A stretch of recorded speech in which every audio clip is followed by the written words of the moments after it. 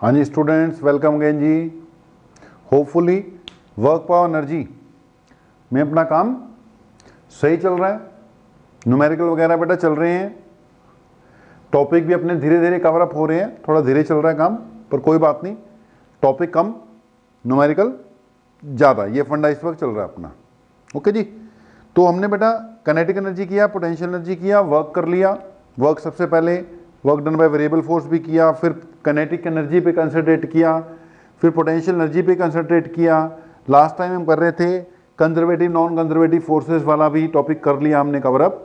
अब यार potential energy वाला ही अभी कंसेप्ट चलेगा। इसमें ना स्प्रिंग वाला या इलास्टिक पोटेंशियल एनर्जी वाला रह गया, वहाँ से हम लोग क्या करते हैं, स्टार्ट करते हैं, ख़त्म करने की कोशिश भी करते हैं, क्योंकि स्प्रिंग वाले न्यूमेरिकल यार मिलने शुरू हो गए, लेकिन टॉपिक अपना कवर अप नहीं है तो मज़ा नहीं आता। अभी आज हो जाएगा ना स्प्रिंग वाला टॉपिक, इलास्टिक पोटेंशियल एनर्जी जब आएगा तो उसमें स्प्रिंग वाला टॉपिक आएगा मेनली। उसके बाद फिर काम और अपना क्या हो जाएगा, स्मूथ हो जाएगा बच्चे। तो बात अपनी चल रही थी पोटेंशियल एनर्जी की, है ना, पोटेंशियल एनर्जी। अब बेटा पोटेंशियल एनर्जी हमने बोला था मेन कौन सी चलती है, ग्रेविटेशनल, जो हमने यूज की, कर लिया, इससे रिलेटेड काफी काम। एक इलेक्ट्रोस्टैटिक भी है, वो मैं नहीं लिख रहा यहां पर क्योंकि मैंने बोला था वो 11वीं में नहीं है, 12वीं में देखेंगे। एक अपनी रह गई यार, इलास्टिक पोटेंशियल एनर्जी। अब इतना तो हमने पढ़ ही लिया कि पोटेंशियल एनर्जी कहां से आएगी यार, वर्क से ही आएगी। अगर ग्रेविटेशनल पोटेंशियल एनर्जी भी आ रही है तो ग्राउंड लेवल पर हम किसी ऑब्जेक्ट को रखते हैं तो उसकी ग्रेविटेशनल पोटेंशियल एनर्जी 0 मान के चलते हैं। अगर ग्राउंड लेवल से किसी हाइट पर उसको लेके जाते हैं तो उस हाइट तक ले जाने में भैया हमें वर्क करना पड़ता है। अब वो वर्क ही आगे चलकर जो हमने वर्क किया, जैसे इस ऑब्जेक्ट को यहां से लेके यहां पर रख दिया तो यहां तक ले जाने में हमें वर्क करना पड़ेगा, और हमने जो वर्क किया वहां तक ले जाने में, वो वर्क वहां पर उसकी पोटेंशियल एनर्जी के रूप में स्टोर हो जाता है। ओके, तो वर्क डन ही पोटेंशियल एनर्जी बनता है। अब अगली बात आती है यार इलास्टिक पोटेंशियल एनर्जी।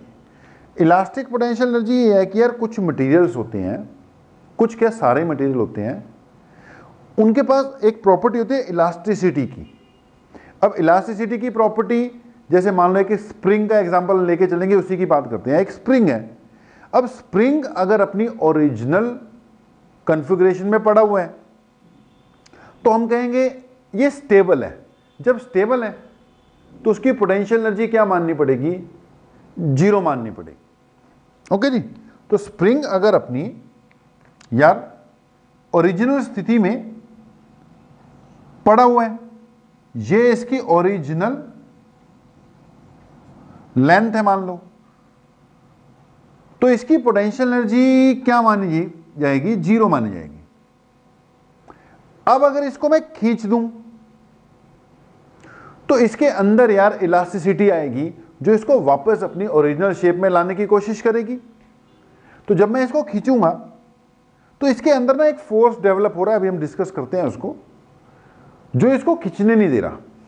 अब उसके अगेंस्ट हमें क्या करना पड़ेगा, वर्क करना। हमने तो खींचना ही है ना, तो हमें उसके अगेंस्ट क्या करना पड़ेगा, वर्क करना पड़ेगा। अगर हम वर्क कर रहे हैं तो हमारी एनर्जी खर्च हो रही है, हमारी एनर्जी खर्च हो रही है तो वो किसी ना किसी दूसरी एनर्जी के रूप में कन्वर्ट हो रही होगी, और वो कौन सी एनर्जी होगी, वो स्प्रिंग के अंदर स्टोर होने वाली पोटेंशियल एनर्जी हो जाएगी।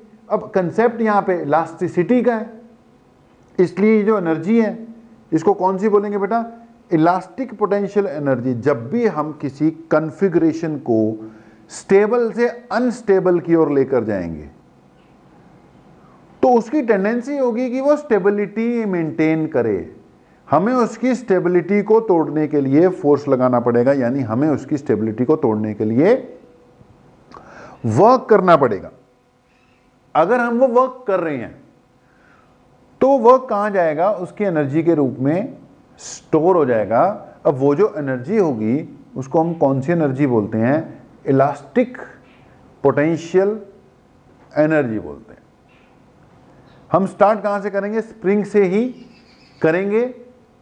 स्प्रिंग में कुछ इलास्टिसिटी वो शो होती है, दिखती है हमें, बाकी लगभग हर मटेरियल में बेटा कुछ ना कुछ इलास्टिसिटी तो होती ही है। इलास्टिसिटी जब टॉपिक आएगा, अपना चैप्टर आएगा इलास्टिसिटी वाला, वहां पे दोबारा पढ़ा जाएगा। फिलहाल हम ज्यादा कंसंट्रेट किस पे करेंगे? स्प्रिंग पे करेंगे।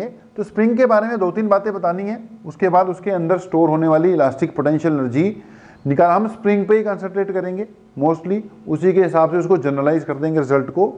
तो सबसे पहली बात एक है स्प्रिंग से या इलास्टिसिटी से रिलेटेड एक ना हुक्स लॉ है, उसको भी डिस्कस कर लें। मान लो ये कोई स्प्रिंग सिस्टम ही है यार, मैंने बोला ये जो कंसेप्ट है ना इलास्टिसिटी का या हुक्स लॉ का, ये जरूरी नहीं है स्प्रिंग पे ही लगेगा, और भी बहुत सी चीजें हैं जहां पर ये अप्लाई हो जाएगा, लेकिन फिलहाल हम ये स्प्रिंग के लिए ही लगा रहे हैं या यूज करने जा रहे हैं। तो मान लो ये स्प्रिंग है यार, ये इसकी ओरिजिनल लेंथ है। अगर आपने इसको स्ट्रेच किया, अब मैंने पकड़ के स्ट्रेच नहीं किया, मैंने इसके साथ एक ब्लॉक लगा रखा है, ब्लॉक को खींचूंगा क्योंकि उसके बाद छोड़ूंगा तो ब्लॉक मूव करेगा। स्टडी मैंने ब्लॉक को करवाना है, इसलिए मैंने पहले लगा दिया। अब स्प्रिंग है बेटा, स्प्रिंग को अगर मैं खींचूंगा तो ये मेरा अप्लाइड फोर्स है भाई, ठीक है। स्प्रिंग खींचने लग जाएगा। अगर स्प्रिंग खींचने लग गया तो मान लो ये जो ब्लॉक है इसकी पोजीशन यहां पे हो गई भाई, ब्लॉक थोड़ा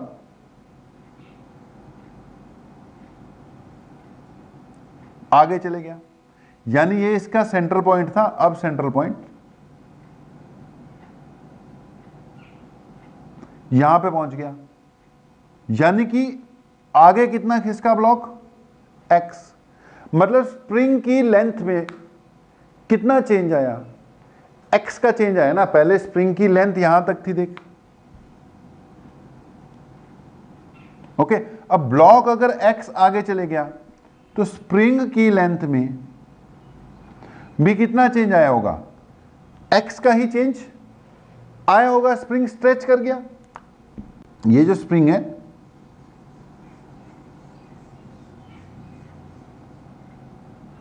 स्ट्रेच कर गया जी, ओके। अगर बेटा ये x आगे खिसका है तो स्प्रिंग की जो लेंथ भी है वो x आगे खिसकी होगी, मतलब ओवरऑल स्प्रिंग की लेंथ में कुछ चेंज आया हुआ दिखाई दे रहा है हमें। मैंने डायग्राम एक ही बार में बना दिया, इसी का बाद में भी यूज कर लूंगा। तो मैं बताना ये चाह रहा था हुक्स लॉ में कि कोई भी स्प्रिंग है बेटा, स्प्रिंग, उसको जब आप स्ट्रेच करोगे, क्या करोगे? स्ट्रेच करोगे तो इसके अंदर आपके फोर्स को अपोज करने के लिए एक फोर्स डेवलप होता है जिसको कहते हैं रीस्टोरिंग फोर्स। कौन सा फोर्स भाई? Restoring force. तो इसके अंदर क्या डेवलप होगा? एक रीस्टोरिंग फोर्स डेवलप होगा, ओके। तो जब आप स्ट्रेच करोगे तो इसके अंदर ऑपोजिट डायरेक्शन में एक डेवलप होगा फोर्स, जिसको मैं बोलूंगा रीस्टोरिंग फोर्स। ये अप्लाइड फोर्स को F लिख दिया, रीस्टोरिंग फोर्स को F लिख दिया। तो ये कौन सा फोर्स है बच्चे? It is the restoring force. अब पॉइंट टू बी नोटेड ये है कि हुक्स लॉ के हिसाब से जो रीस्टोरिंग फोर्स है ना, it is directly proportional to the stretching or compression produced in the spring। अच्छा, बीच में हमने वर्ड क्या यूज कर लिया? कंप्रेशन वर्ड भी यूज कर लिया, क्योंकि यार अगर स्प्रिंग को स्ट्रेच करोगे तो उसमें रिस्टोरिंग फोर्स डेवलप होता ही है उसको वापस ओरिजिनल पोजीशन में लाने के लिए। लेकिन अगर उसको कंप्रेस करते हो आप, कंप्रेस, तो भी उसमें वापस ओरिजिनल पोजीशन की ओर ले जाने में एक रिस्टोरिंग फोर्स डेवलप होगा। देख, अगर स्प्रिंग को ये ओरिजिनल लेंथ है, ठीक है भाई, अगर इसको यहां से तुम कंप्रेस करोगे, कंप्रेस हो गया, इतनी लेंथ रह गई, ये इकट्ठा हो गया, ठीक है। अब भाई कंप्रेस करोगे तो वापस ओरिजिनल पोजीशन में लाने के लिए तो भी क्या डेवलप होगा, रिस्टोरिंग फोर्स। स्ट्रेच करोगे ओरिजिनल पोजीशन की ओर लाने में फिर से क्या डेवलप होगा, रिस्टोरिंग फोर्स। तो भैया स्प्रिंग या स्प्रिंग जैसी कोई भी चीज जिसमें इलास्टिसिटी है, अगर उस पर आप अप्लाइड फोर्स लगा के उसकी कॉन्फ़िगरेशन में, जैसे स्प्रिंग में उसकी कॉन्फ़िगरेशन मैंने लेंथ मान ली, चेंज करने की कोशिश करोगे तो वो वापस ओरिजिनल कॉन्फ़िगरेशन में आने की कोशिश में लग जाता है। यानी उसके अंदर क्या डेवलप होता है, एक रिस्टोरिंग फोर्स डेवलप होता है। तो रिस्टोरिंग फोर्स नया नाम है, ये आता ही रहेगा। तो कोई भी स्प्रिंग होगा, स्प्रिंग जैसी चीज होगी जिसके ऊपर अप्लाइड फोर्स लगाओगे, उसकी आप शेप चेंज करने की कोशिश करोगे, यानी उसकी ओरिजिनल कॉन्फ़िगरेशन को हिलाओगे, तो उसके अंदर एक रिस्टोरिंग फोर्स डेवलप होता है जो कि उसको वापस अपनी ओरिजिनल कॉन्फ़िगरेशन की ओर ले जाने की कोशिश में लग जाता है। तो जी रिस्टोरिंग फोर्स नई चीज है, ध्यान रखना। ओके, तो रिस्टोरिंग फोर्स के बारे में बेटा हुक्स ने कहा, हुक्स कहता है कि जो रिस्टोरिंग फोर्स होता है डायरेक्टली प्रोपोर्शनल टू स्ट्रेचिंग और कंप्रेशन। देखो वहां मैंने एक्स स्ट्रेचिंग के लिए लिखा, यहां मैंने एक्स कंप्रेशन के लिए लिखा। ज्यादा स्टडी स्ट्रेचिंग से करूंगा लेकिन दोनों के लिए लागू होते हैं। तो restoring force is directly proportional to stretching or the compression produce. X क्या है बेटा, it is the stretching or the compression produce in the spring. Okay, अब यहां पर प्रोपोर्शनलिटी का साइन हटाएंगे तो एक कांस्टेंट आता है, कांस्टेंट को कैसे नोट करते हैं, माइनस जरूर लगाते हैं। तो F equal to minus K X याद रखना है आपने। क्या याद रखना है, F is equal to minus K X याद रखना है बेटा। माइनस साइन ये इंडिकेट कर रहा है कि जो रिस्टोरिंग फोर्स है एक्स के हमेशा उल्टा चलेगा। अगर एक्स पॉजिटिव सेंस में है, स्ट्रेचिंग है, तो रिस्टोरिंग फोर्स नेगेटिव वाली सेंस में लग गया, वापस लाएगा ना, एक्स को हमेशा उसने अपोज करना है। अगर एक्स नेगेटिव सेंस में है तो रिस्टोरिंग फोर्स पॉजिटिव सेंस में लगेगा।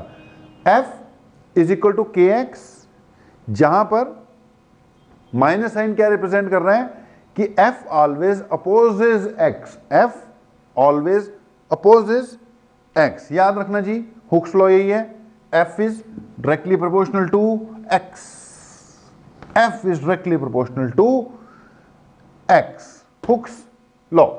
अगली बात, यहां पर अपने पास एक टर्म आ गई, F equal to minus K x है, लेकिन बेटा न्यूमेरिकल्स के लिए या बाकी जगह पर हम कई बार माइनस साइन को इग्नोर ही कर चलते होते हैं।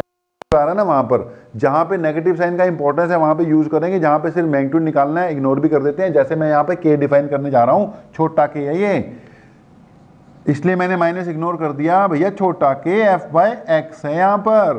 तो ये जो के है भैया, इसको कहते हैं फोर्स कांस्टेंट। असली नाम इसका, पूरा नाम फोर्स कांस्टेंट। अगर स्प्रिंग की बात कर रहे हो तो it is known as spring constant. देखो भैया मैं बार बार बोल रहा हूं, बार बार स्टडी मेरी स्प्रिंग से होगी सारी, स्प्रिंग को लेकर कर देंगे वो जनरलाइज हो जाएंगे, मगर स्प्रिंग में ही रिस्टोरिंग फोर्स नहीं डेवलप होता। ऐसी बहुत सी चीजें हैं, ऐसे बहुत सी स्थितियां हैं जिसमें कि आप ओरिजिनल कॉन्फ़िगरेशन हिलाओगे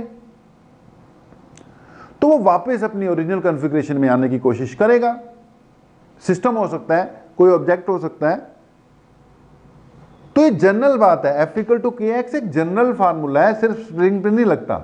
स्प्रिंग पे जब लग रहा है तो ये जो के है इसको हम स्प्रिंग कांस्टेंट कहते हैं। हाँ, ज्यादा केसेस में ये जो के है ये स्प्रिंग वाले केस के साथ ही स्टडी करते हैं, इसलिए इसको स्प्रिंग कांस्टेंट भी आमतौर पे बोल दिया जाता है। लेकिन अगर स्प्रिंग नहीं कोई और केस चल रहा होगा तो इसको स्प्रिंग कांस्टेंट, जनरल नाम इसका क्या है, फोर्स कांस्टेंट है। फिलहाल चलो मैंने इसको क्या बोल दिया, स्प्रिंग बना हुआ है तो स्प्रिंग कांस्टेंट बोल दिया। तो बेटा के यानी फोर्स कांस्टेंट या स्प्रिंग कांस्टेंट। अब यहां पर के की डेफिनेशन क्या है, it is defined as restoring force developed per unit length.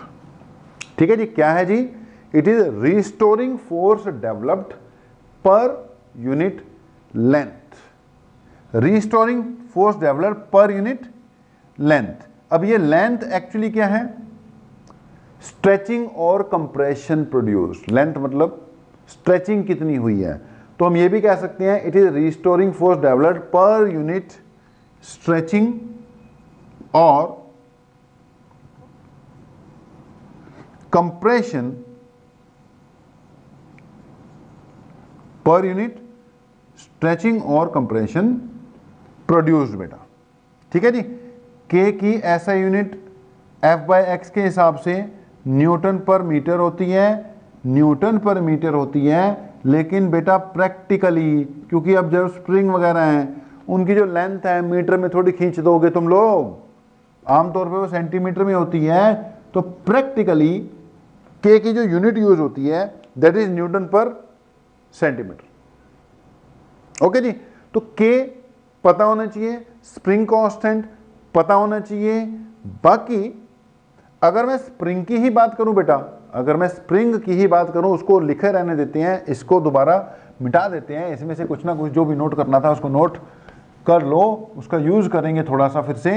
अगर बेटा मैं स्प्रिंग्स की बात ही करूं, स्पेशली स्प्रिंग पे कंसंट्रेट रखूं, तो एक आधा पॉइंट और याद रख लो कि यार स्प्रिंग्स के केस में ना उनका जो के है वो इनवर्सली प्रोपोर्शनल टू लेंथ होता है। पहले तो बात को समझो कि एक स्प्रिंग है जिसका स्प्रिंग कांस्टेंट जितना ज्यादा होगा, मतलब वो स्प्रिंग उतना ही मजबूत सा होगा, उसको स्ट्रेच करना उतना ही मुश्किल होगा। के हाई है मतलब उसमें रिस्टोरिंग फोर्स बड़ा जबरदस्त डेवलप होता है, यानी उसको खींचना बड़ा मुश्किल है, स्ट्रेच करना बहुत मुश्किल है। अगर स्प्रिंग का के कम है मतलब वो कमजोर सा है, वो एकदम खींच जाएगा। अगर के कम है तो इजीली स्ट्रेच हो जाएगा, के ज्यादा है तो उसको स्ट्रेच करना मुश्किल होगा। अब के क्या बताता है बेटा, किसी भी स्ट्रिंग की स्टिफनेस बताएगा, उसकी मजबूती बताएगा कि उसको स्ट्रेच आप कर पाओगे कि नहीं कर पाओगे। के अब डिपेंड किस पे करता है, ठीक है, एक तो के किस पे डिपेंड कर जाएगा, नेचर पे। ठीक है, नेचर पे भी डिपेंड करेगा ही करेगा। कैसे, कौन सी वायर से बना है। अगर ये मान लो स्टील से बना हो तो बहुत बढ़िया स्ट्रॉन्ग सा स्प्रिंग होगा। अगर ये कॉपर का बना, ये कॉपर होती है ना यार, वो जिससे वायर वायर बनती है, कच्ची सी वायर होती है वो जो तारों के बीच में होती है, ब्राउन से कलर की। ओके, कंडक्टिविटी तो बहुत बढ़िया करती है लेकिन उसका स्प्रिंग कांस्टेंट बहुत कम होता है, मटेरियल का भी फर्क है ना। उसका स्प्रिंग बनाओगे, खींचोगे पूरे खींच जाएगा, तार लंबी सीधी हो जाती है। ओके, तो एक तो नेचर पे डिपेंड करता है बेटा, एक और बात है जिसपे के डिपेंड करता है, that is length of spring. Length के इनवर्सली प्रोपोर्शनल है, सीधा सा हिसाब है। अगर मटेरियल सब सेम है, आपने लेंथ ज्यादा ले ली, स्प्रिंग की लेंथ ज्यादा कर दोगे ना भाई तो लचकीला सा हो जाएगा, उसका के कम हो जाएगा, उसको खींचना आसान हो जाएगा। अगर स्प्रिंग बड़ा है उसको काट दो, आधा कर दो, अब आधा हो गया तो उसको स्ट्रेच करना मुश्किल हो जाएगा क्योंकि उसका के डबल हो जाएगा। और आधा कर दो तो उसका के और डबल हो जाएगा, उससे भी डबल हो जाएगा। यानी जितना स्प्रिंग छोटा होगा उतना ही इसको कंप्रेस या स्ट्रेच करने में ज़्यादा दम लगेगा, जितना लंबा होगा उतना ही उसको स्ट्रेच या कंप्रेस करने में कम दम लगेगा। यानी के बेटा जो होता है इनवर्सली प्रोपोर्शनल टू लेंथ होता है। अगर के वर्सेस लेंथ ग्राफ बनाना हो, एक तरफ लेंथ है एक तरफ के है, तो ये ऐसे आएगा, ऐसे। लेंथ बढ़ने से के की वैल्यू में क्या आती है बेटा, कमी आती है। तो यह स्प्रिंग फोर्स कांस्टेंट, ठीक है जी, क्लियर होना चाहिए।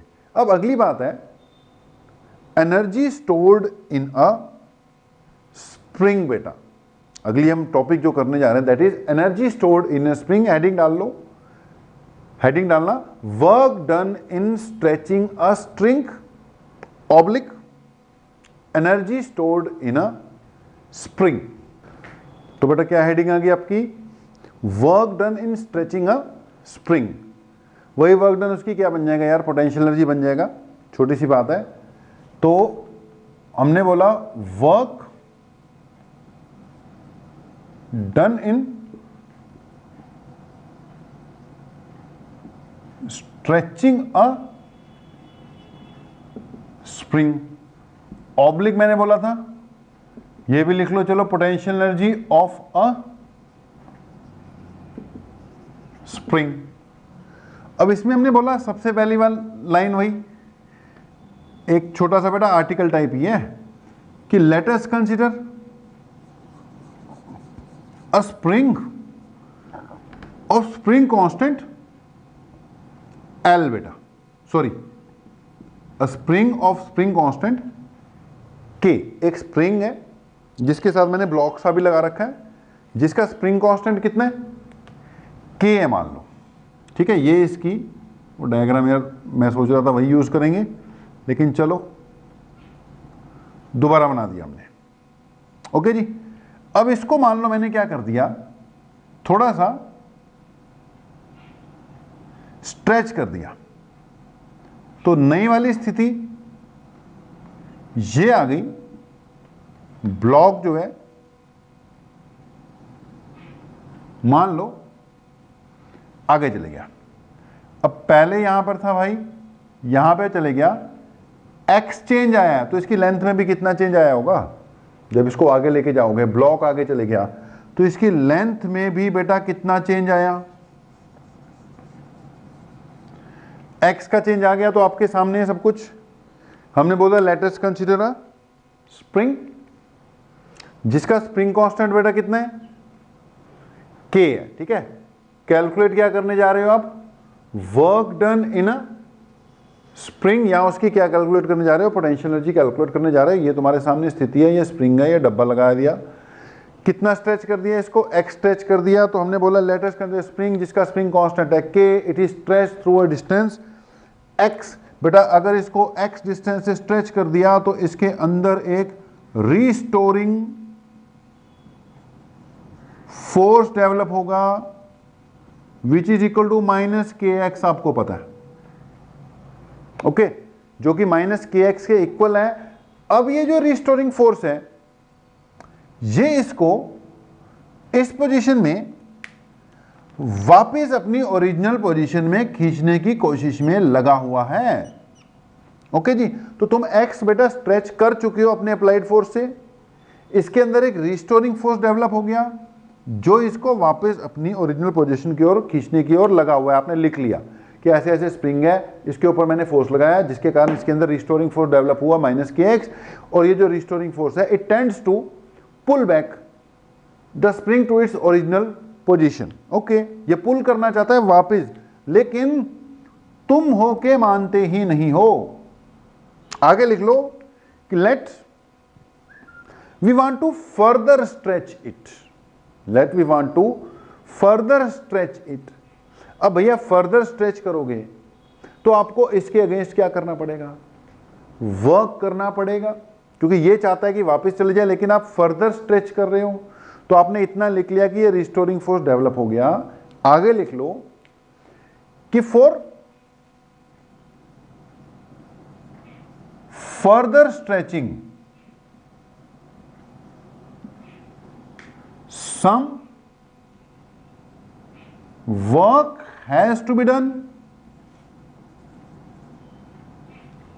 against this, some work has to be done against this restoring force, against this restoring force। Simple कहानी है, खींच रहा बेटा जल्दी जल्दी कि इसके अगेंस्ट तुम्हें वर्क डन करना पड़ेगा, let it is further stretched through dx, छोटा सा डिस्टेंस और इसको क्या करवा दिया, स्ट्रेच करवा दिया, the small amount of work done in doing so is given as, भैया अगर स्ट्रेच थोड़ा सा करवाया है तो वर्क डन भी फिर थोड़ा सा ही होगा, dw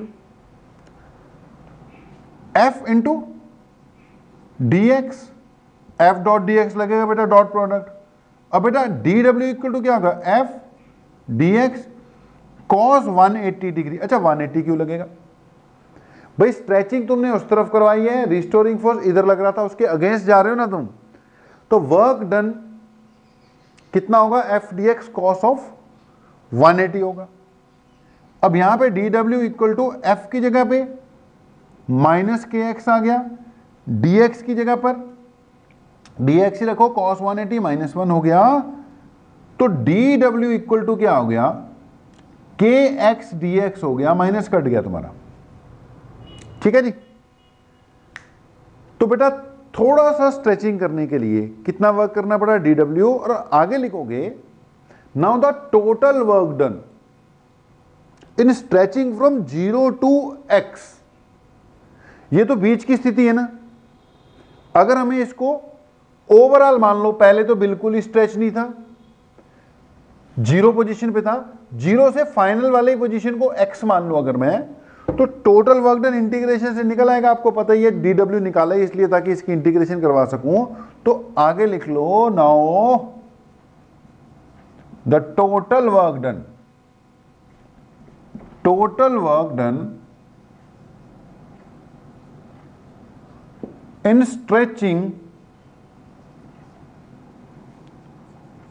the spring from 0 to x, बेटा पहले बिल्कुल स्ट्रेच नहीं था, मान लो 0 से x तक, देखो बीच की स्थिति क्रिएट करनी पड़ती है। अब फिर से शुरू से अंत तक जाने के लिए कैसे निकालोगे, टोटल वर्क डन होगा इंटीग्रेशन ऑफ dw, ये जो dw छोटा सा वर्क डन निकला ही हुआ है, इसकी क्या करनी है, इंटीग्रेशन 0 से लेके कहां तक, x तक। आगे वैल्यू पुट कर दो dw की, क्या है, kx dx 0 से लेकर x तक, ठीक है जी। अगली बात कीजिए, w equal to k common आ जाएगा, इंटीग्रेशन ऑफ x dx 0 से लेके x, इंटीग्रेशन करनी तो भूल गए होगे भैया, याद रखा करो, k बाहर आ गया, x की इंटीग्रेशन होती है x स्क्वायर बाय 2, तो ये हो गया x स्क्वायर बाय 2, 0 से लेके x, यहां से w इक्वल टू आ गया, हाफ बाहर निकाल लिया, k बाहर निकाल लिया, upper limit x square, lower limit 0 square, कर करा के 0 से वो हो गया हाफ k x का स्क्वायर। तो ओवरऑल वर्क डन कितना आ गया जी, it is half k x square. याद रखना, भूल मत जाना, बड़ा इंपॉर्टेंट फार्मूला है, इजी फार्मूला है कि अगर किसी स्प्रिंग को 0 से x स्ट्रेचिंग दी जाए, मतलब ओवरऑल इसकी स्ट्रेचिंग x हो, तो वर्क डन का फार्मूला होगा half k x square, x stretching जितनी करवा दी। आगे लिख लो कि this work done is stored in the spring as its elastic potential energy, यानी कि इक्वल, यानी कि potential energy of the spring का बेटा फार्मूला क्या आ गया, हाफ के एक्स स्क्वायर जी। तो क्या क्या कैलकुलेट कर लिया यार हमने, स्प्रिंग को स्ट्रेच करने में कितना वर्क डन होता है वो बहुत टाइम लग गया, उसके बाद तो फार्मूला यूज होना half k x square, half k x square चलता रहेगा। पोटेंशियल एनर्जी का यूज करना हो स्प्रिंग के अंदर, वो भी कितनी रहेगी, half k x square use होगा। अच्छा एक और बात, अगर मान लो कई बार क्वेश्चन आ जाता है कि स्प्रिंग ऑलरेडी स्ट्रेच्ड है, जो इनिशियल स्ट्रेचिंग है वो x1 है, और आप x1 से इसको फर्दर स्ट्रेच कर रहे हो x2 तक, मतलब अभी हमने 0 से x स्ट्रेच करवाया, अगर x1 से x2 मतलब x1 तक तो पहले खींच रखा है, उसको और खींचना है, x1 से x2 ये जो निकाला हमने 0 से x निकाला, अगर x1 से x2 होता तो बेटा जो हम इंटीग्रेशन कर रहे थे उसमें जो लिमिट है 0 से x की बजाय वो x1 टू x2 लग जाती, तो यहां पे लिमिट क्या लग जाती, x1 से लेकर x2। जब आप इसमें पुट करते बेटा तो ये क्या जाता, हाफ के तो आया ही था, ये क्या जाता upper limit minus lower limit, तो यानी रिजल्ट आएगा work done is equal to half k x2 square minus x1 square आता। ओके, ये भी याद रख लो, स्प्रिंग को वैसे ही स्ट्रेच करना हो 0 से x तक तो वर्क डन का formula half k x square है। ओके, अगर इसको स्ट्रेच करना हो बेटा x1 से x2 तक तो इसका वर्क डन कितना आ जाएगा, half k x2 square minus x1 का स्क्वायर। तो बेटा न्यूमेरिकल्स में चीजें यूज होंगी, काम आएंगी, ध्यान रखना थोड़ा सा इनका।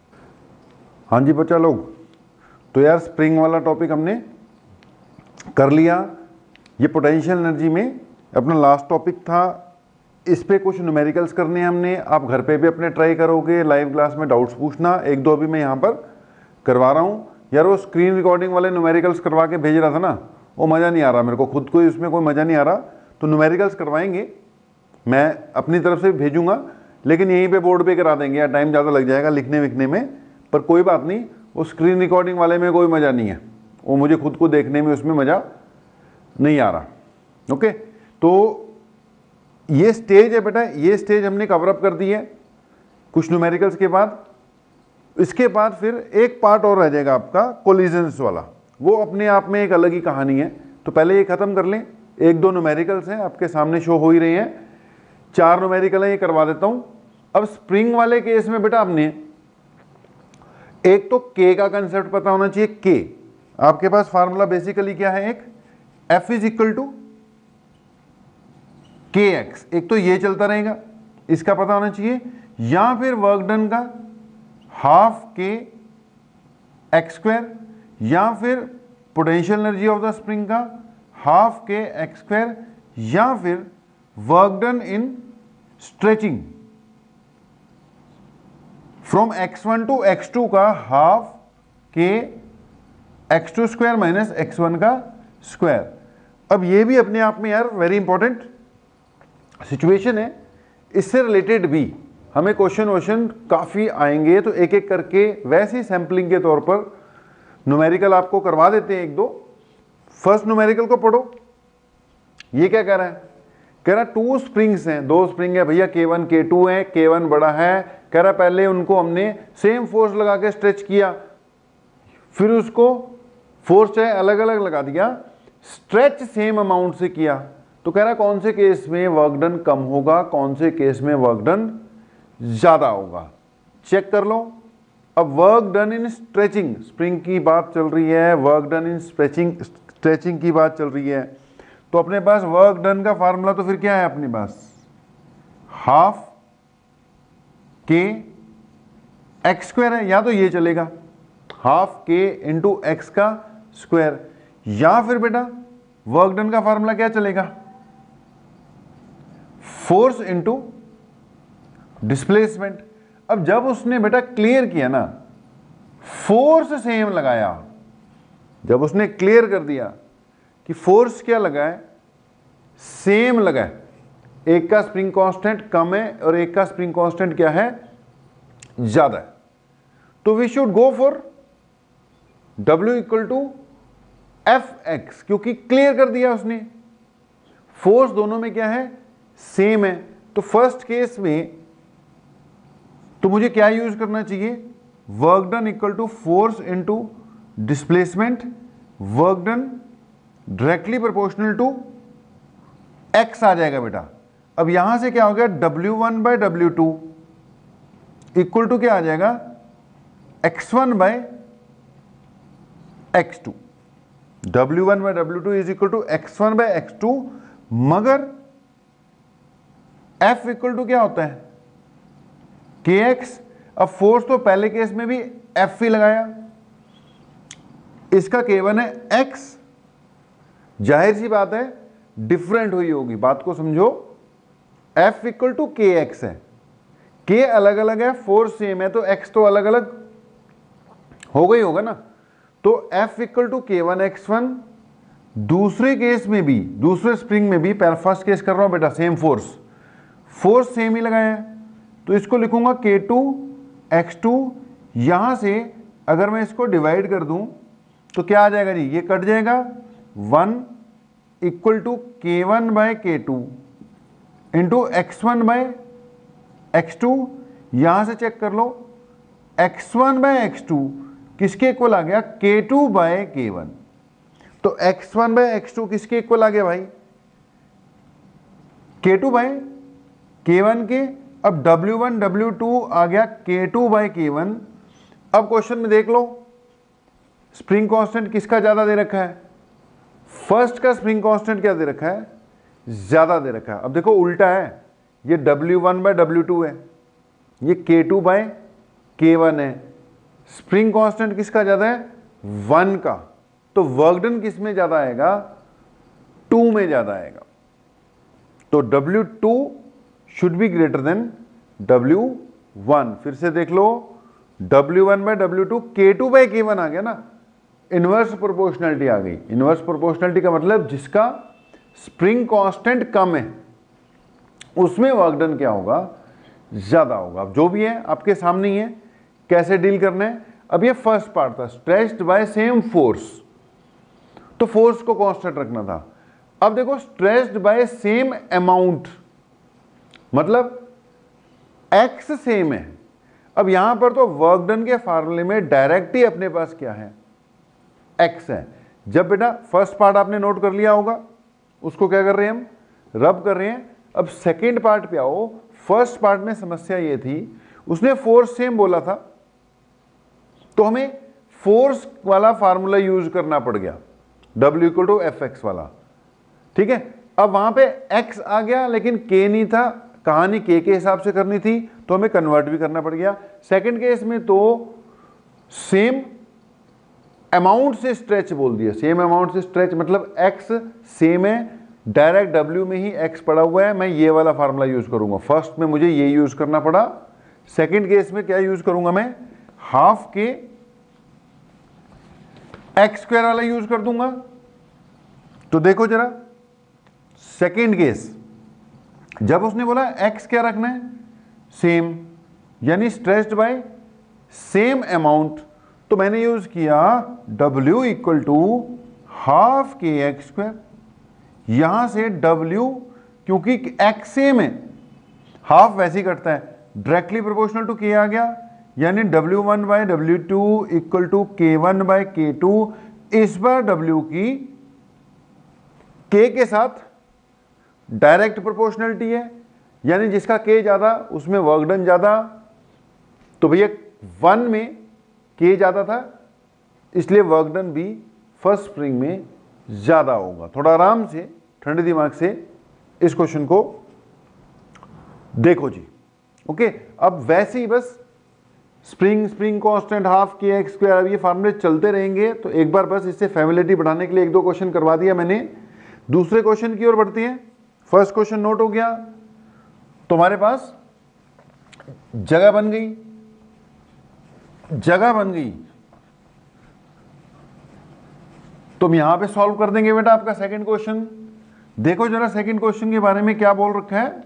इट सेज सेकंड क्वेश्चन में कि एक ब्लॉक है यार, ये वाला ब्लॉक है 16 kg का, ब्लॉक है बच्चे, ये मूव करता हुआ आ रहा है कितनी स्पीड से, 5 मीटर पर सेकंड की स्पीड से।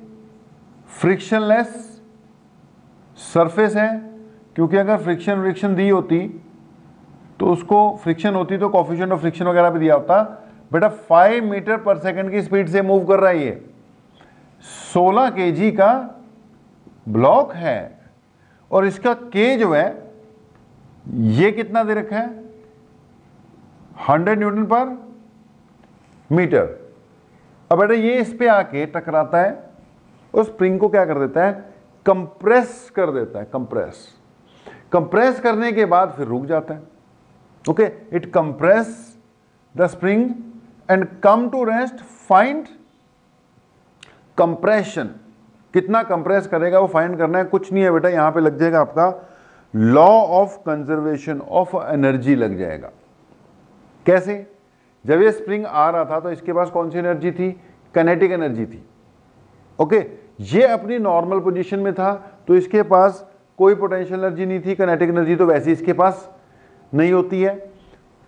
जब ये इसको बेटा आके टकराएगा इसके साथ तो इसको कंप्रेस करेगा। जब कंप्रेस करेगा तो कंप्रेस करते वक्त स्प्रिंग में पोटेंशियल एनर्जी इंक्रीज होगी और इसकी स्पीड कम हो रही है, यानी इसकी काइनेटिक एनर्जी डिक्रीज होगी। एक स्टेज ऐसी आएगी, ये रुक जाएगा, स्प्रिंग कंप्रेस हो जाएगा, इसकी सारी एनर्जी स्प्रिंग में उसकी पोटेंशियल एनर्जी के रूप में स्टोर हो जाएगी। यानी कि लॉ ऑफ कंजर्वेशन एनर्जी लगाऊं तो इसके पास पहले के पास कितनी एनर्जी थी, half k x square, sorry इसके पास थी हाफ एम वी स्क्वायर, ये स्प्रिंग की एनर्जी, सॉरी ब्लॉक की एनर्जी थी हाफ एम वी स्क्वायर। उसने उस पर जाकर टक्कर मारी, उसको कंप्रेस कर दिया और स्प्रिंग में सारी एनर्जी आ गई। स्प्रिंग में कितनी आएगी, हाफ के एक्स स्क्वायर आएगी। दोनों को इक्वेट कर दो, बाकी कहानी तुम्हारे सामने ही है। हाफ से हाफ कट जाएगा। निकालने क्या थी, कंप्रेशन निकालनी थी आई थिंक। जब कंप्रेशन निकालनी है तो एक्स स्क्वायर इक्वल टू क्या आएगा, M v square by k आ जाएगा। एक्स इक्वल टू क्या आ जाएगा, under root m v square by k आ जाएगा। वैल्यू पुट करके देखो, आंसर मैच हो जाना चाहिए। मास कितना दे रखा था, 16 kg। ओके जी, वेलोसिटी कितनी दे रखी थी, 5 का स्क्वायर लगेगा यहां पर, और यहां पे क्या दे रखा है, 100 दे रखा है। 16 का आया 4, 5 स्क्वायर का आएगा 5, नीचे आ गया 100। देखो आंसर बनेगा कि नहीं बनेगा, 5 चौके 20, 20/100, 20/100, 0.2। ठीक है, answer will be 2.0 meter. 2 meter काफी स्ट्रेच कर गया भाई, 2 मीटर बहुत होता है स्प्रिंग के लिए। तो 2 मीटर की क्या होगी, इसमें कंप्रेशन हो जाएगी, स्ट्रेचिंग नहीं कंप्रेशन हो जाएगी। तो बेटा एनर्जी में ना half m v square equal to m g h लगाते रहे ना हम, वैसे क्या लगाया जा सकता है, half m v square equal to half k x square भी आपका बहुत लगेगा। Okay, half k x square भी काफी ज्यादा यूज होगा। तो ये जो स्प्रिंग वाला टॉपिक है ना, अपने आप में हमने अलग तरीके से ही, मतलब अलग ही कराया है, इसको मिक्स कर नहीं कराया उसके साथ, ये टॉपिक ही हमने अलग रखा। तो इंपॉर्टेंट तो फिर है ही है जी टॉपिक। चलो सेकंड क्वेश्चन हो गया। अब पहले थर्ड ही देखते हैं, ये 4th नंबर पे करेंगे। एग्जाम्पल 3 देखो यार, उसमें फिर से आपको क्या शो कर रखा है, एक स्प्रिंग। बेटा अगर आप चेक करते हो तो स्प्रिंग है, उसके साथ एक ब्लॉक लगा रखा है अगले ने। ओके, एक स्प्रिंग है, यहां पे लिखते हैं एग्जाम्पल 4 आराम से। तो ये है जी एक स्प्रिंग, ठीक है जी, उसके साथ एक लगा ब्लॉक, और इसमें कह रहा है 10 न्यूटन का क्या लगा दिया, फोर्स लगा दिया। इसका मास फ्रिक्शनलेस सरफेस ही होगा बेटा। 4 kg दे रखा है, के भी दे रखा है, 24 न्यूटन पर मीटर दे रखा है। Find the speed of the block. क्या लिख रखा है भाई, find the speed of the block when it is moved through a distance of 0.5 meter. जब ये 0.5 मीटर चल चुका होगा तो इसकी क्या कैलकुलेट करनी है, हमने स्पीड कैलकुलेट करनी है। पहले ये रेस्ट पे था, स्प्रिंग जो है अनस्ट्रेच्ड था। अब ये मान लो, ओके, क्वेश्चन में लिखा होगा, मैंने फिर शॉर्ट में लिखा ना, रेस्ट पे है, ये अनस्ट्रेच्ड है। जब यार ये रेस्ट पे है तो इसके पास अपनी इस वक्त काइनेटिक एनर्जी कितनी है, 0। जब ये अनस्ट्रेच्ड है, अनस्ट्रेच्ड, कुछ भी उसमें खिंचाव विचाव नहीं है, तो इस वक्त इसमें जो अपनी पोटेंशियल एनर्जी है वो कितनी है, 0। फिर इसको खींचना शुरू कर दिया यार बंदे ने, इसको खींचना शुरू किया यानी फोर्स लगाना शुरू किया, तो इसमें स्पीड आनी शुरू हो गई। यार ब्लॉक में स्पीड आई, स्प्रिंग में पोटेंशियल एनर्जी आनी शुरू हो गई क्योंकि स्प्रिंग खींचना शुरू हो गया। ओके, अब यहां पर law of conservation of energy लगाता हूं मैं। तो बेटा ये सिचुएशन है आपका, जो एग्जांपल नंबर 3 हम शो कर रहे हैं, ये उसकी सिचुएशन है। ये स्प्रिंग है, अनस्ट्रेच्ड है, तो उसमें पोटेंशियल एनर्जी 0। ये ब्लॉक है, रेस्ट पे है, तो उसकी काइनेटिक एनर्जी 0। अब भाई ये 10 न्यूटन का फोर्स इसको मूव करा रहा है, मूव भी करा रहा है 0.5 मीटर, उसने क्या करा देना है, इसको मूव करा देना है। तो बेटा ये फोर्स कुछ वर्क करेगा ना। अब अगर इस फोर्स ने वर्क किया तो वर्क कहां जाएगा, कहीं ना कहीं जाएगा। अब इस केस में जो ये वर्क कर रहा है बेटा, थोड़ी देर में जब ये मूव करेगा तो चल पड़ेगा ना, तो इसमें कुछ ना कुछ काइनेटिक एनर्जी भी आ जाएगी। ये काइनेटिक एनर्जी गेन करेगा, लेकिन यार ये स्प्रिंग खींच जाएगा, इसमें कुछ ना कुछ पोटेंशियल एनर्जी भी आ जाएगी। तो ये जो भी वर्क कर रहा है ना, ये जो फोर्स आपका अप्लाइड फोर्स जो वर्क कर रहा है, the work done by the force will be equal to the gain in kinetic energy plus the gain in potential energy. भैया इस वर्क के कारण इसमें काइनेटिक एनर्जी आई प्लस इसमें पोटेंशियल एनर्जी भी आई। अगर ये ना होता तो ये सिर्फ चलता, सारा वर्क किसमें कन्वर्ट होता, काइनेटिक एनर्जी में होता। लेकिन इसके खिंचने के कारण इसमें भी कुछ ना कुछ पोटेंशियल एनर्जी आ रही है। तो सिंपल सी कहानी है कि अकॉर्डिंग टू क्वेश्चन हमें क्या लिखना चाहिए कि जो वर्क डन है ना वो किसके इक्वल आएगा, change in kinetic energy of the block plus change in potential energy of the spring. यहां पे वर्क डन की जगह क्या लिख सकता हूं मैं, सिंपल कहानी, force into displacement, change in kinetic energy half mv² ही लग जाएगा। v हमें कैलकुलेट करनी है, पहले तो 0 थी ना, तो change in kinetic energy half mv² आएगा, और यहां पर इसकी change in potential energy half बच्चा जी kx² आ जाएगी, क्योंकि पहले इसके पास 0 थी, जो भी आई अब आ गई हाफ kx²। कुछ ना करो, फोर्स की जगह 10 लिखो, डिस्प्लेसमेंट की जगह 0.5 लिखो, equal to half, mass given है 4 है शायद, स्पीड भी गिवन है, स्पीड नहीं वो तो कैलकुलेट करनी है, प्लस हाफ, k गिवन है 24, और x गिवन है, स्ट्रेचिंग जितनी हुई, जितना चलेगा उतनी स्प्रिंग में भी क्या होगी यार, स्ट्रेचिंग होगी ना, तो ये आ जाएगा 0.5 का स्क्वायर, ऐसे ही होगा। देखते हैं आंसर सही आता है कि नहीं आता।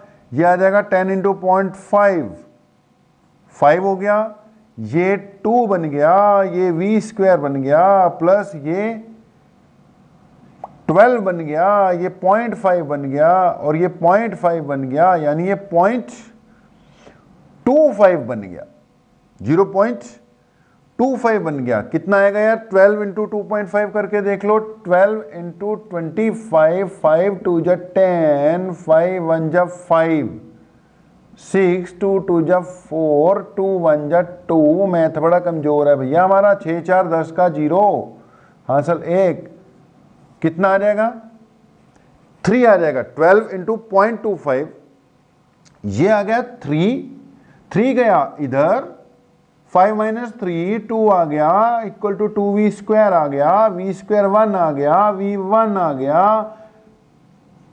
ओके जी, चेक कर लो आंसर, ठीक ही आ रहा है।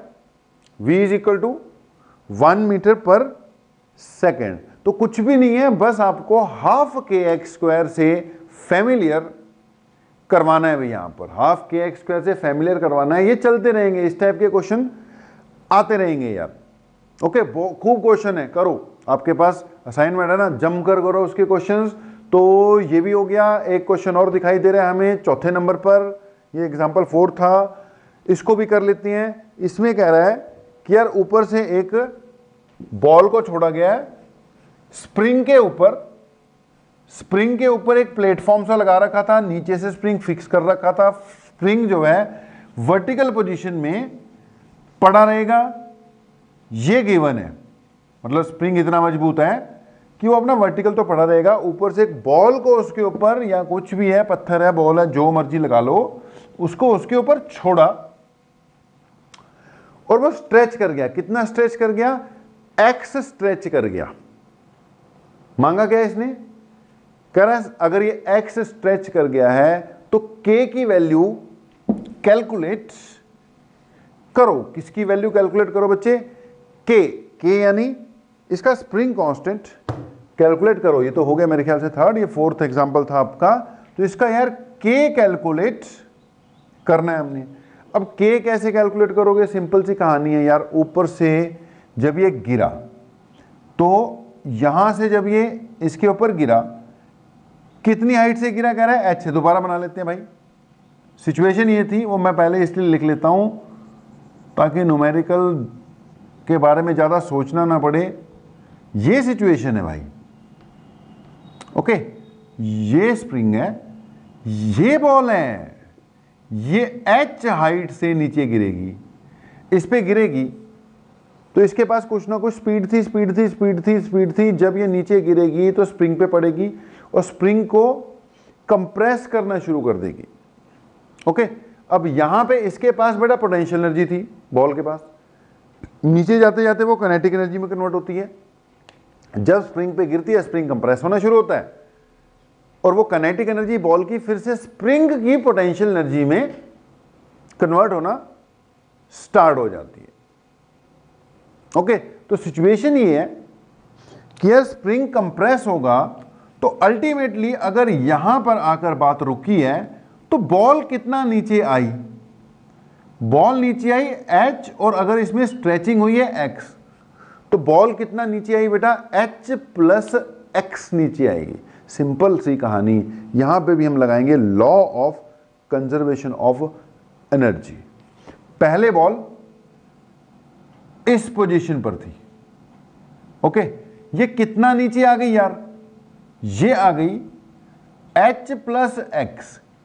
अब इस वक्त ये स्प्रिंग है, स्प्रिंग कंप्रेस हो गया। कितना कंप्रेस हो गया? x कंप्रेस हो गया। ना तो बॉल मूव कर रही है ना ही स्प्रिंग मूव कर रहा है, यानी काइनेटिक एनर्जी तो सिस्टम की अब खत्म हो गई। पहले बॉल के पास पोटेंशियल थी, काइनेटिक में कन्वर्ट हुई, स्प्रिंग कंप्रेस हो गया, बॉल फिर से रेस्ट पे आ गई। काइनेटिक एनर्जी तो सिस्टम में नहीं है। जब ये बॉल इस हाइट पर थी तो बॉल के पास कितनी एनर्जी थी? m इंटू जी इंटू एच प्लस एक्स। देख भाई, यहां से यहां पर इतना फर्क पड़ गया ना, ठीक है जी। इसके पास थी m g h plus x, ये इसने लूज कर दी। कहां गई वो एनर्जी? स्प्रिंग के अंदर चले गई। स्प्रिंग की काइनेटिक एनर्जी, सॉरी, स्प्रिंग की पोटेंशियल एनर्जी बन गई। अब कंसेप्ट यहां पे simple law of conservation energy है कि loss of potential, kinetic energy तो बीच में है ही नहीं ना कहीं। Loss of potential energy of the ball is equal to gain in kinetic energy of the spring. ये बॉल ने लूज किया क्योंकि h प्लस एक्स नीचे आई ना बेटा, m g h plus x. ये किसके इक्वल होगा? m इंटू जी इंटू एच प्लस एक्स। ये बॉल की एनर्जी थी, ये बन गई स्प्रिंग की। स्प्रिंग के पास कितनी एनर्जी आएगी? हाफ के एक्स स्क्वायर आएगी। यहां से फिर आप सॉल्व कर कर के कैलकुलेट करोगे। वैल्यू वगैरह तो कुछ दे ही नहीं रखी, बस ऐसे ही लॉजिकली एक जनरल सा आंसर निकालना था, उसी फॉर्म में दे रखा है। तो आप के इक्वल टू निकालते हो तो क्या आ जाएगा? 2mg h प्लस एक्स, यही आपका आंसर है। 2 into m into g h plus x, नीचे x का स्क्वायर। तो बेटा वैसे ही बस सैंपलिंग के लिए 2-4 क्वेश्चन करवाते थे होते हैं आपको, ताकि चलो स्टार्टिंग हो जाए। बाकी आप ट्राई करो, और लाइव में आकर आपके डाउट्स वगैरह फिर क्लियर करवा ही देंगे आप लोगों को। तो ये था कंसेप्ट ऑफ एनर्जी। बेटा हमने एनर्जी स्टार्ट किया हुआ है, एनर्जी में पहले काइनेटिक एनर्जी पढ़ाई अलग से, फिर आगे किस पे, पोटेंशियल पे। पोटेंशियल के दो पार्ट कर दिए। उन दो पार्ट्स में पहले हमने पढ़ाई ग्रेविटेशनल पोटेंशियल एनर्जी, जिसमें कई चीजें आ गई, कंजर्वेटिव नॉन कंजर्वेटिव फोर्स का कंसेप्ट भी आ गया। चलो उसके बाद फिर इलास्टिक पोटेंशियल एनर्जी। अब करने को तो बातें और भी बहुत होंगी, लेकिन फिर वही बात कि चीजें तो अनलिमिटेड है, ये तो कभी खत्म ही नहीं होंगी। लेकिन अब जितना का है हमने एक सिस्टम सा बना लिया कि उतना का तो हम करते चले जाएं। तो जितना सिलेबस वाइज या जितने टॉपिक्स हैं वो हमने स्टार्टिंग दी हुई है, बाकी डिटेल में घुसो तो जितने दिन मर्जी करते रहो बेटा। तो अभी तक के लिए इतना ही है, बाकी क्वेश्चन वोश्चन करेंगे, जो नई चीजें आती हैं कराते रहेंगे।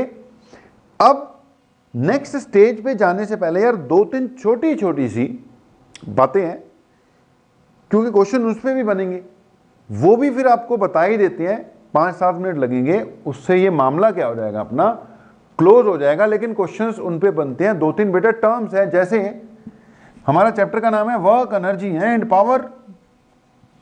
तो वर्क की बात की, एनर्जी की बात भी की, पावर की नहीं की, तो एक थोड़ी सी पावर की बात भी कर लेते हैं बेटा। पावर, अब ये पावर क्या चीज है, ओके। उसके अलावा फिर बातों बातों में तो हमने कई बार कर दिया law of conservation of energy, law of conservation energy. थोड़ी सी बात, 1 मिनट या 2 minute, law of conservation energy की बात भी कर देंगे। फिर एक मास एनर्जी इक्विवेलेंस का कंसेप्ट आता है बेटा, लॉ ऑफ कंजर्वेशन एनर्जी से ही बेस्ड एक टॉपिक आता है मास एनर्जी इक्विवेलेंस। फिर थोड़ी सी बात उसकी भी हम करने की कोशिश करेंगे। तो सबसे पहले तो यार कुछ नहीं, 2 तो 3 मिनट बस। कंसेप्ट ऑफ पावर पता ही है, what is power? Power is rate of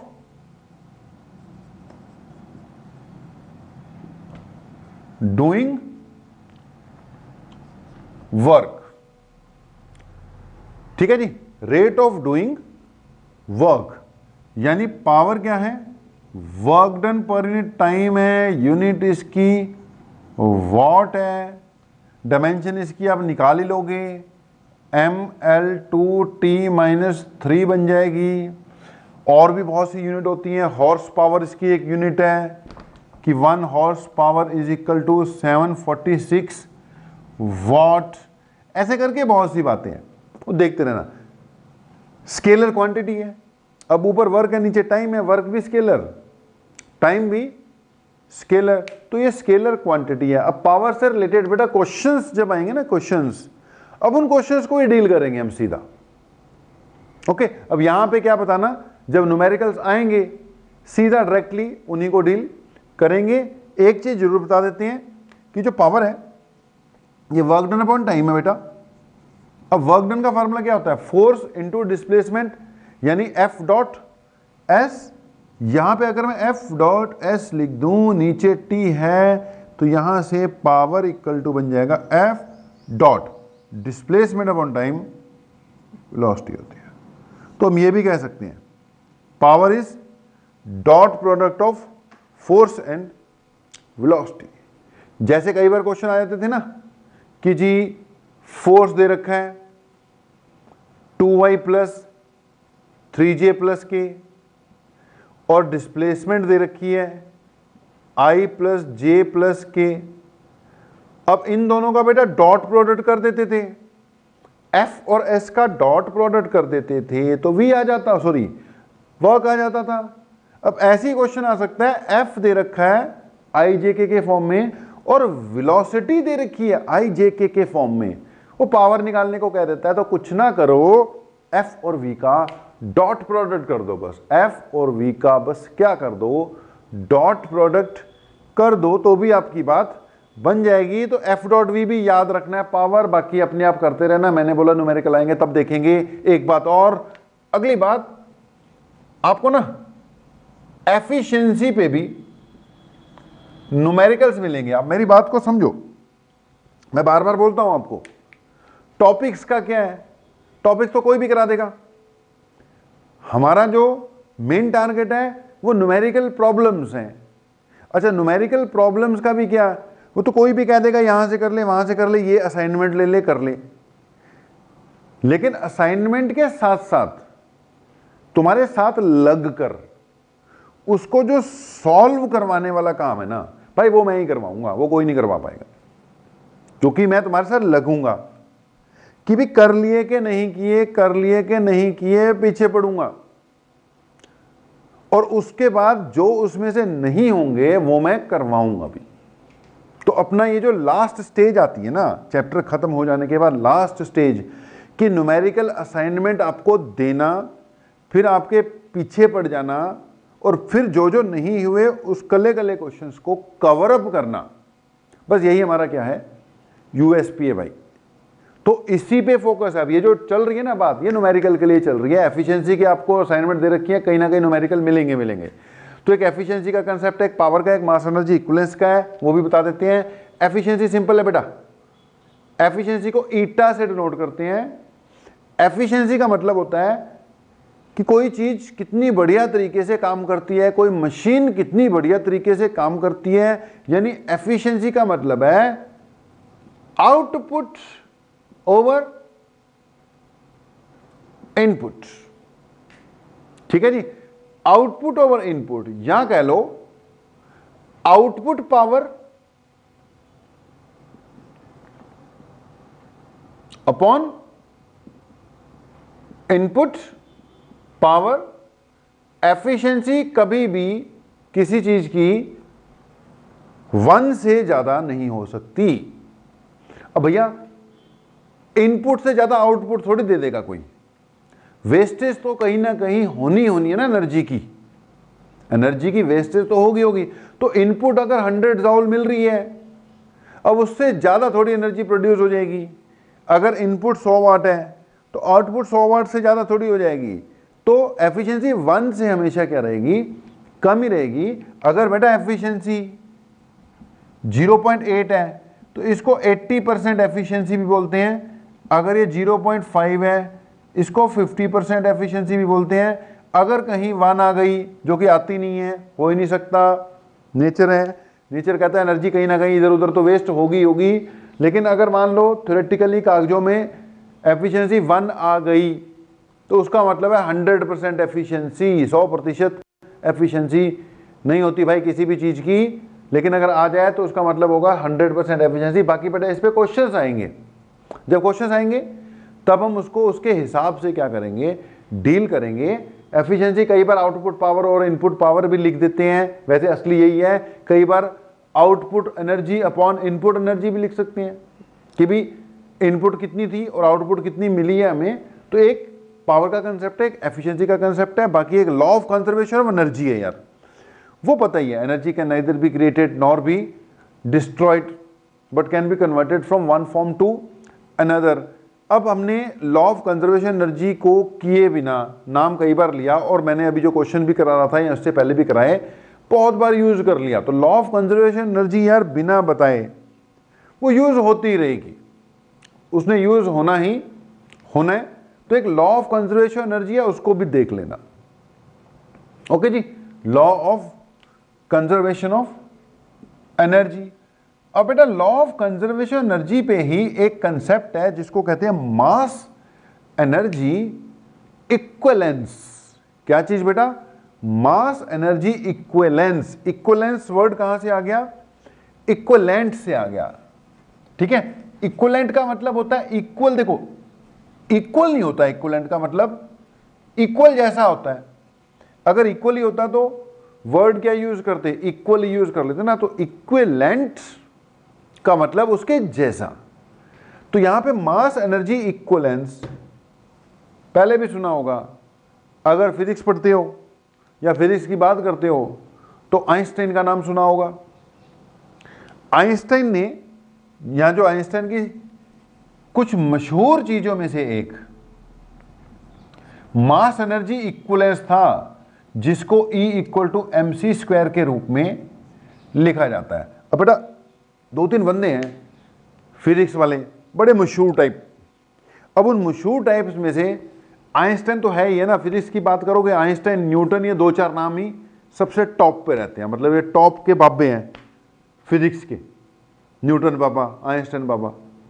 अब आइंस्टाइन बड़ा मशहूर बंदा है, उसने 2-3 चीज़ें दी हैं जो कि काफ़ी ज़्यादा पॉपुलर हैं, जैसे एक थ्योरी ऑफ रिलेटिविटी, आइंस्टाइन की थ्योरी ऑफ रिलेटिविटी, वो भी कभी मौका मिलेगा तो बात करेंगे। ऐसी है इसका mass energy equivalence, E equal to mc square, E equal to mc square, भाई कॉमन सी बात है, लेकिन ये है क्या चीज, इसको समझो। इसको कहते हैं मास एनर्जी इक्विवेलेंस, मतलब मास एनर्जी के इक्विवेलेंट है, एनर्जी मास के इक्विवेलेंट है। अगर मास खत्म हो गया तो वो एनर्जी बन जाएगा, अगर एनर्जी खत्म हुई तो वो किस में कन्वर्ट हो सकती है, मास में कन्वर्ट हो सकती है। मान लो तुम्हारे पास 1 किलो कोयला है, कोयला या लकड़ी है, मतलब जिसको हम क्या करेंगे, बर्न करेंगे, ठीक है, जलाएंगे जिसको। अब मान लो हमारे पास 1 किलो कोयला है यार, अब 1 किलो कोयले को जला दो, ठीक है, अंगीठी अंगूठी में डाल के उस पर पानी गर्म करो, हाथ सेको, जो मर्जी करो, आपने 1 kg ऑफ कोल कंज्यूम करवा दिया। अब बेटा 1 kg ऑफ कोल कंज्यूम करने के बाद जब जल जला गया तो पीछे बचती है राख। अब वो जो राख सी बची ना, उसको मेजर करोगे तो 1 kg नहीं आएगी, वो तो बहुत कम बचेगी ना, वो 100 ग्राम राख भी नहीं निकलनी है कोल 1 किलो कोयले में से। अब जो राख बची वो तो 100 ग्राम ही रहेगी, तो बाकी 900 ग्राम मास तो क्या हो गया, खत्म हो गया ना। लेकिन भाई नेचर में कोई चीज खत्म नहीं होती है, वो 900 ग्राम मास गया कहां, भाई वो एनर्जी बन गया। वो जो तुम पानी गर्म करने के लिए एनर्जी इसमें से ले रहे थे, वो कहां से आ रही थी, वो मास एनर्जी में कन्वर्ट हो जा। एनर्जी ऐसी कैसे आ जाएगी, पानी ऐसी कैसे गर्म हो जाएगा, हाथ ऐसी कैसे सेक लोगे, वो एनर्जी कहीं ना कहीं से आ रही है ना, तो भाई वो मास में से आ रही है। मास किस में कन्वर्ट हो गया, एनर्जी में कन्वर्ट हो गया। मैंने बोला 900 ग्राम यानी 0.9 kg मास खत्म हुआ, अपने एग्जांपल में 0.9 kg मास कंज्यूम हो गया, खत्म, उड़ ही गया। क्या बन के उड़ गया, एनर्जी बन के उड़ गया। अब आइंस्टाइन ने कितने मास कंज्यूम होने पर कितनी एनर्जी प्रोड्यूस होती है उसके बीच में रिलेशन दे दी, इसको कहते हैं मास एनर्जी इक्विवेलेंस। अगर 0.9 kg मास कंज्यूम हुआ तो यहां 0.9 आ जाएगा। ये वेलोसिटी ऑफ लाइट है भाई, सी क्या है आपकी, वेलोसिटी ऑफ लाइट है। Velocity of light in vacuum 3 × 10⁸ metre पर सेकेंड, इसका स्क्वायर करोगे तो भाई 9 × 10⁻16 बचेगा। तो अगर बेटा 1 kg मास कंज्यूम होता है, 1 kg मास कंज्यूम होता है, तो यहां पे 1 पुट कर दो, ये c का स्क्वायर करके जो आंसर आएगा, इतने जाउल एनर्जी प्रोड्यूस होगी। मतलब 1 kg मास से बहुत एनर्जी प्रोड्यूस की जा सकती है। 1 kg से कितनी एनर्जी निकलेगी, 9 × 10⁻16, 10 की पावर 16 भैया मिलियंस में निकलेगी एनर्जी। तो ये मास एनर्जी इक्विवेलेंस का भी यूज होगा बेटा। अच्छा, मास तो एनर्जी में कन्वर्ट होता है, इसके बहुत एग्जांपल हैं। किसी भी चीज को जलाओ तो वो एनर्जी में देखो कन्वर्ट हो ही रहा है ना, मास खत्म होता रहता है, एनर्जी बनती रहती है यार, एनर्जी भी मास में कन्वर्ट होती है, बहुत एग्जांपल है। अब जैसे जितनी भी लिविंग थिंग्स हैं उनकी ग्रोथ होती है ना मेरे भाई। अब बच्चा पैदा होता है तो 3 किलो का होता है, उसके बाद उसको खिला पिला कर, कभी उसको सैरेलैक खिला, दूध पिला, ये कर वो कर, उसको कुछ ही दिनों में 8-10 किलो का कर देती हैं दादियां, है ना। बच्चा पैदा होता है ना, सबसे ज्यादा उसके पीछे दादियां ही पड़ती हैं, ये कर वो कर, ऐसा कर, मालिश कर। और वो 3 किलो का बच्चा वो 3-4 महीने में ये 5-7 किलो का कर देती हैं दादियां। अब वो 6 किलो बढ़ गया, 3 से 6 किलो हो गया, तो भाई मास गेन किया ना। अब मास कहां से आया, एनर्जी से आया ना। अब वो एनर्जी कहीं ना कहीं से उसके बच्चे की बॉडी में गई है, चाहे उसको सेरेलैक खिलाया, उसको दूध पिलाया, ये किया वो किया, दाल का पानी, अचार का पानी, तो एनर्जी ही किस में कन्वर्ट हुई है? मास में कन्वर्ट हुई है। पौधा जो है वो बीज में से निकलता है, बीज में से, ठीक है। अब बीज का मास देखो कितना है, और उसके बाद उसने पौधा बनना है, पौधे के बाद पेड़ बन जाएगा, और जब वो पूरा का पूरा एन पेड़ फुल फ्लेश्ड बन जाएगा तो उसका मास देखो कितना होगा। और स्टार्टिंग में मास देखो कितना था जब वो सीड था। तो यहां पर मास कहां से आ रहा है यार? मास एनर्जी से आ रहा है। जो भी ग्रोथ वाली चीजें हैं वो मास गेन कर रही हैं। अब वो मास गेन करने के लिए उनको क्या चाहिए? एनर्जी चाहिए। तो एनर्जी मास में कन्वर्ट होती है, मास एनर्जी में कन्वर्ट होता है, इक्वल टू mc² होता है। अभी इस पे ज्यादा नहीं घुसते, क्वेश्चन आएंगे तब देखेंगे, ठीक है जी। तो अपनी यार एक स्टेज पार होती है। फर्स्ट स्टेज में हमने वर्क, एनर्जी, पावर तक पहुंचे, ठीक है। Work done bye constant force, variable force, उसके बाद फिर एनर्जी, काइनेटिक एनर्जी आ गई, पोटेंशियल में 2 आ गई, ग्रेविटेशन, इलास्टिक, उसके बाद थोड़ी छोटी मोटी बातें ये आ गई, बाकी न्यूमेरिकल करते रहो, ठीक है जी। ये स्टेज पार होने के बाद फिर एक अगली अलग ही स्टेज है, कोलिजन्स एक टॉपिक है, लंबा चौड़ा टॉपिक है, आर्टिकल टाइप बड़े बड़े सी डेरिवेशन भी आएंगी उसमें, न्यूमेरिकल तो खैर फिर हम करेंगे। तो अभी के लिए इतना ही है। आप अपने न्यूमेरिकल्स वगैरह सारे कंप्लीट करके रखो, लाइव क्लास में अपने डाउट पूछो, बाकी फिर कोलिजन पे आएंगे तो एक सिस्टम ही चेंज हो जाएगा, वो चीज़ें आपकी नई नई आनी शुरू हो जाएंगी, ठीक है जी। तो आज के लिए फिर वही बात, इतना ही है। आप लोगों का बहुत बहुत धन्यवाद, थैंक यू वेरी मच।